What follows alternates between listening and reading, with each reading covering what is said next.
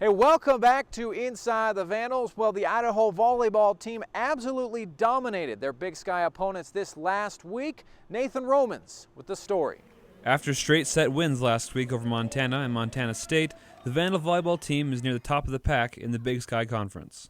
In fact, the Vandals played a nearly perfect first set against Montana State and only committed one error. In my 15 years, we've had one perfect set. So we came close. We had Allie's error, her one error.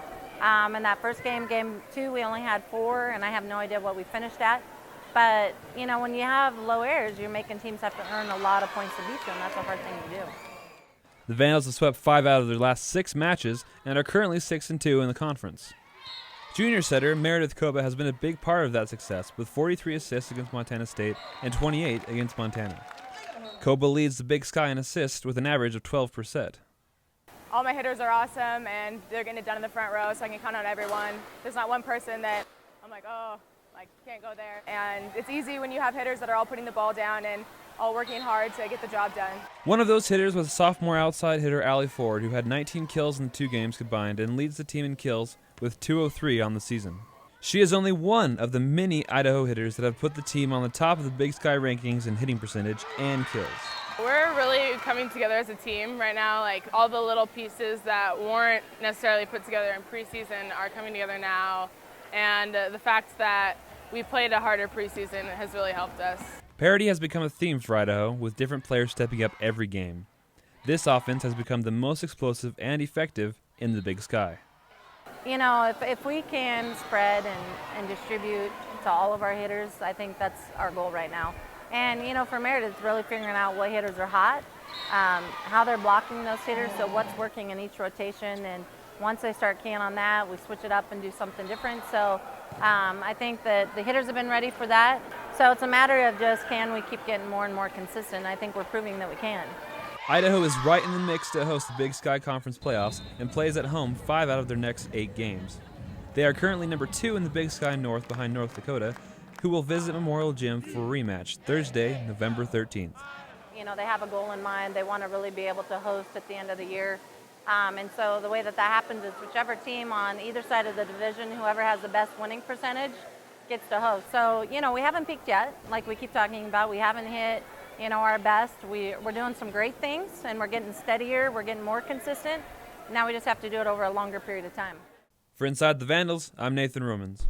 Hey, thanks, Nathan. Now we switch gears to Idaho soccer, where the fans got their money's worth this past weekend. 2 overtime games. Ryan Pavel recaps the past weekend for Idaho soccer. It was the homecoming game for Vandal soccer Friday afternoon as they took on the Wildcats from Weber State. Vandal fans showed up in full force to cheer on the team, including athletic director Rob Spear. The Wildcats would strike first in the game as Mackenzie Peck in the 18th minute would net the first goal of the game. But the Vandals would not back down as sophomore Kavita Baton would find the back of the net off a sideline throw from freshman Olivia Baggerly to even the game at 1-1. Heartbreak would strike, though, late into the second overtime as the Wildcats would find the back of the net for the game-winning goal in the 104th minute to take the victory, and leaving the Vandals looking ahead at Idaho State for their final home game of the year. It was a sunny Sunday afternoon and senior day for the Vandals as they took on the Bengals. Seniors Emily Nahn and Kat Comisano were honored before the game for all their hard work they gave for Idaho. After the ceremonies, Idaho would come out slow, giving up a first-half goal and going into halftime down 1-0. Things were looking down from there after a quick second-half goal by the Bengals and giving them a 2-0 lead over the Vandals. That would not deter Idaho from fighting back when Baggerly would score off a header to cut the lead in half in the 76th minute. Soon after, in the 82nd minute, freshman Chloe Bell would add the game equalizer, sending the game into overtime. Both teams ran out of gas, though, as the game ended in a 2-2 draw after 2 overtimes. The Vandals now sit tied for second place in the Big Sky Conference with Portland State and only have 3 games left before the tournament. For a look inside the Vandals, I'm Ryan Pavel. Well, that'll do it for this week's edition of Inside the Vandals. We have a bye next week, so we'll see you in 2 weeks as head coach Paul Petrino will return. We'll recap the game against Arkansas State, and we'll look ahead as the Vandals prepare for San Diego State.